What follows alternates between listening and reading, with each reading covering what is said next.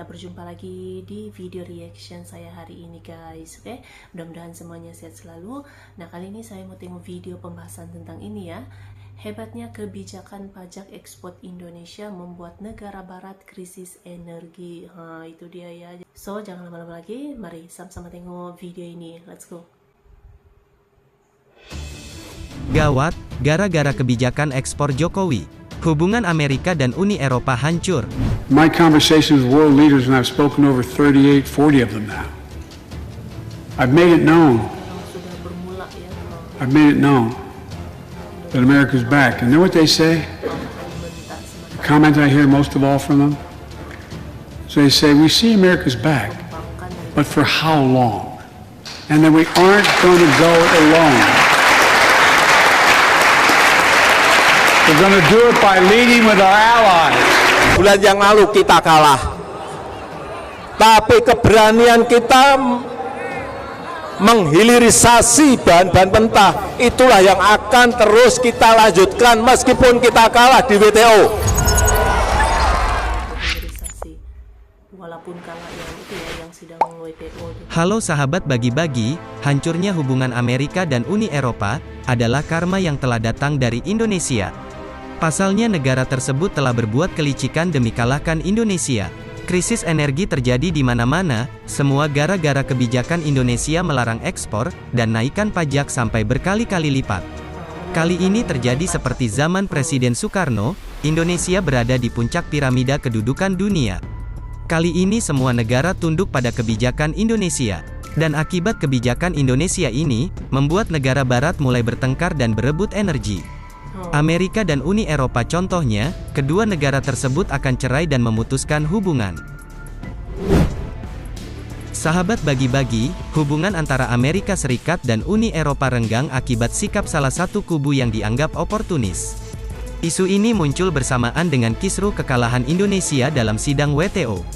Sepertinya Amerika Serikat akan membelok ke Indonesia dan akan memutuskan hubungan dengan Uni Eropa. Isu ini telah diberitakan banyak media asing. Kebijakan yang diambil oleh Presiden Jokowi usai kalah dalam sidang WTO, membuat negara barat kelimpangan dan mulai terpecah belah.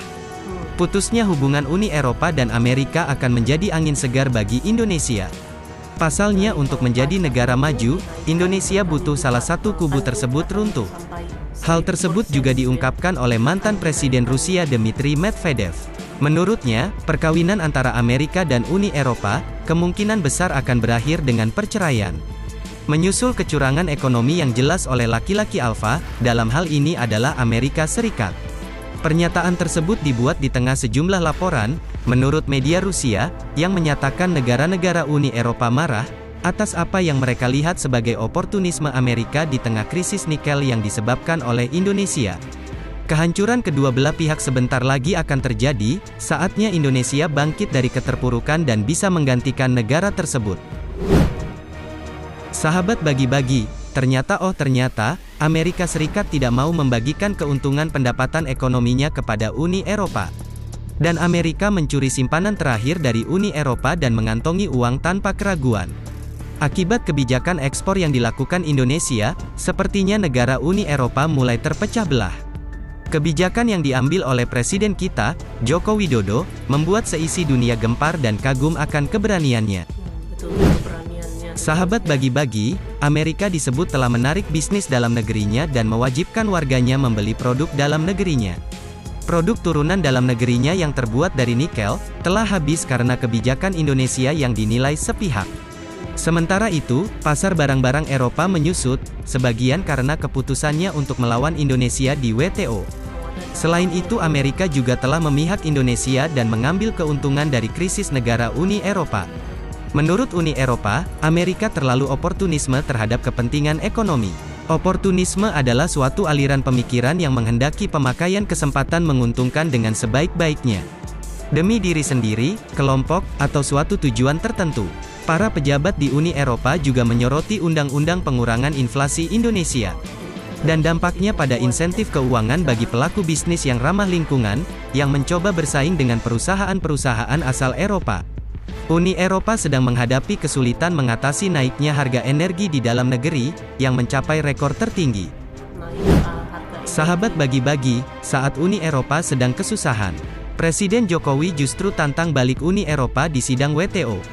Presiden Joko Widodo mengatakan, kebijakan hilirisasi bahan mentah akan terus dilanjutkan, meski Indonesia kalah dalam gugatan larangan ekspor nikel yang diajukan oleh Uni Eropa. Keberanian Indonesia menghilirisasi bahan-bahan mentah itulah yang akan terus dilanjutkan meskipun kalah di WTO. Jokowi mengatakan, Indonesia harus berani mengambil keputusan dan tidak takut terhadap negara manapun. Indonesia sudah terlalu lama dijajah oleh bangsa Eropa. Lalu apa hari ini kita akan biarkan mereka kembali menjajah, dan merampok kekayaan alam kita lagi? Jawabannya tentu tidak. Kita akan lawan sampai manapun, selama saya menjadi Presiden Indonesia, selama itu pula para penjajah itu tak akan bisa menyentuh kekayaan alam Indonesia. Jokowi pun ingin Indonesia menjadi salah satu dari 5 besar, negara dengan ekonomi terkuat pada 2045. Kita ingin negara kita di 2045, menjadi 5 besar ekonomi terkuat di dunia. Kalau kita konsisten bekerja keras, kalau kita berani memutuskan, dan tidak takut terhadap negara manapun ucapnya. Sahabat bagi-bagi, keberanian Jokowi ini, mengingatkan kembali momen di mana Presiden Soekarno dengan lantang menentang negara-negara barat di PBB. Di mana saat itu, Presiden Soekarno dengan berani keluar dari PBB lantaran banyaknya kecurangan-kecurangan yang dilakukan oleh Barat. Hari ini Presiden Jokowi telah membuktikan kembali keberanian bangsa Indonesia. Indonesia kini bukan lagi negara lemah dan penakut seperti di era presiden sebelumnya. Hari ini Indonesia akan menjadi kekuatan ekonomi terbesar kelima, ujar Presiden Jokowi. Sebelumnya pemerintah menyetop ekspor nikel, Jokowi mengklaim kebijakan itu mampu meningkatkan nilai ekspor nikel dari 15 triliun rupiah menjadi 300 triliun. Meski demikian, Indonesia harus menghadapi gugatan di Organisasi Perdagangan Dunia WTO. Uni Eropa melayangkan gugatan atas kebijakan Jokowi menyetop ekspor bahan mentah tersebut. WTO belakangan memutuskan Indonesia kalah dalam gugatan tersebut, dan kabarnya telah disogok oleh Uni Eropa agar menang. Sahabat bagi-bagi, bagaimana menurut kalian? Apakah runtuhnya hubungan Uni Eropa dan Amerika akan membuat Indonesia menemukan jalan? Mari dukung terus keberanian Indonesia di kancah internasional. Merdekalah kita seutuhnya, merdeka! Oke guys, jadi itulah dia video pembahasannya ini. Jadi itu ya keberanian Indonesia untuk melawan gugatan Uni Eropa di WTO. Walaupun pada baru-baru ini katanya itu kan Indonesia kalah dalam sidang WTO yang gugatan Uni Eropa soal larangan ekspor nikel tuh ya. Tapi ini Indonesia akan tetap melanjutkan hilirisasi gitu ya, tetap akan melarang ekspor nikel ini walaupun kalah di di WTO baru-baru ini gitu. Nah itu dia tuh keberanian Indonesia gitu ya, sekarang memang jadi tumpuan sangat demi untuk memajukan gitu ya, untuk menaikkan lagi ekonomi Indonesia di masa hadapan gitu. Wow. So, terima kasih banyak sebab kamu sudah menonton video ini. Jangan lupa macam biasa untuk support channel saya dengan subscribe, like video ini, dan jangan lupa untuk komen juga, oke? Terima kasih banyak dan kita jumpa lagi di video seterusnya. Assalamualaikum.